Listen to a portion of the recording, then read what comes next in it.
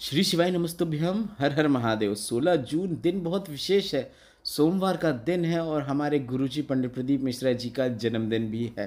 तो इस वीडियो में आपको कमेंट बॉक्स में गुरुजी के लिए जन्मदिन की शुभकामनाएं तो टाइप करना ही है। साथ ही साथ गुरुजी के लिए अगर आप कुछ अच्छे स्वास्थ्य के लिए कुछ करना चाहते हैं तो आपको 16 जून शिव सोमवार के दिन गुरुजी के जन्म उत्सव पर अपने घर के नज़दीक में जो भोलेनाथ का मंदिर है, जो भी शिवलिंग है, उसमें आपको गुरुजी के लिए एक कलश जल जरूर अर्पित करना चाहिए। यह आपकी स्वेच्छा है। अगर आप कुछ करना चाहते हैं तो यह अवश्य कीजिएगा।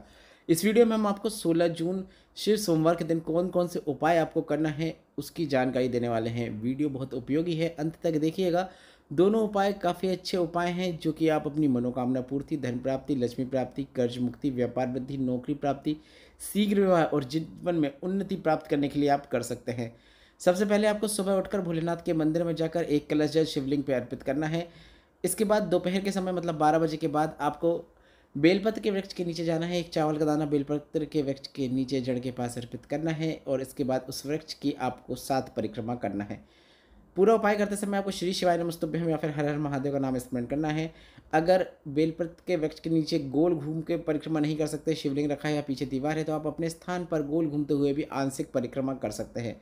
अपने स्थान पर ही आप 7 बार घूमकर 7 परिक्रमा कर सकते हैं। इसके साथ ही साथ शाम के समय प्रदोष काल में आपको एक दीपक बेलपत्र के वृक्ष के नीचे प्रज्वलित करना है, जिसमें आपको लंबी बाती का उपयोग करना है। इसके बाद आपको एक गोल बाती का दीपक भोलेनाथ के मंदिर में जाके प्रज्वलित करना है। बस इतना ही करना है। जिन्हें पता नहीं उन्हें बता दे, सूर्यास्त के 45 मिनट पहले से लेकर 45 मिनट बाद तक का समय प्रदोष काल कहलाता है और यह दीपक भी आपको शाम के समय दोनों स्थानों में प्रज्वलित करना है। आगे पीछे क्रम हो सकता है, कोई दिक्कत की बात नहीं है।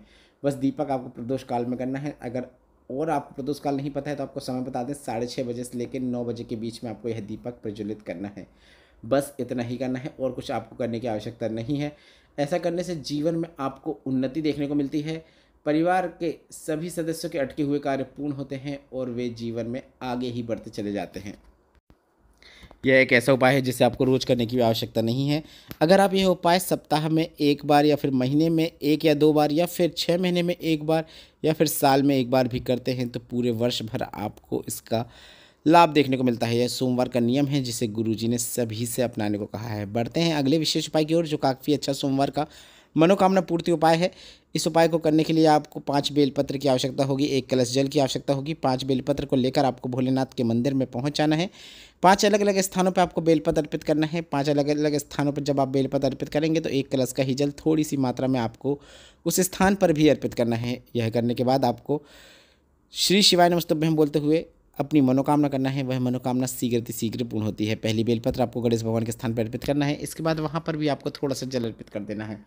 इसके बाद दूसरी बेलपत्र जो रहेगी वह शरण कार्तिकेय भगवान के स्थान पर रहेगी और वहाँ पर भी अर्पित करने के बाद आपको 1 कलश का ही जल थोड़ी सी मात्रा में उस दूसरे स्थान पर भी आपको अर्पित कर देना है। आप वीडियो में देखकर समझ सकते हैं कि आपको यह उपाय किस प्रकार से करना है।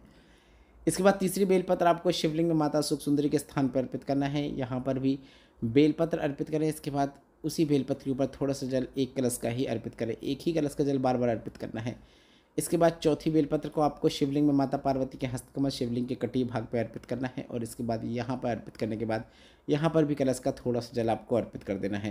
पूरा उपाय करते समय श्री शिवाय नमस्तुभ्यम बोले और पूरा उपाय होने के बाद अपनी मनोकामना करें। वह मनोकामना शीघ्र पूर्ण होती है। 5वीं और अंतिम बेलपत्र आपको शिवलिंग के ऊपर अर्पित करना है। अब जब अंतिम बेलपत्र अर्पित करेंगे तो कलश का बचा हुआ पूरा जल आपको शिवलिंग के ऊपर अर्पित कर देना है। बस इतना ही करना है।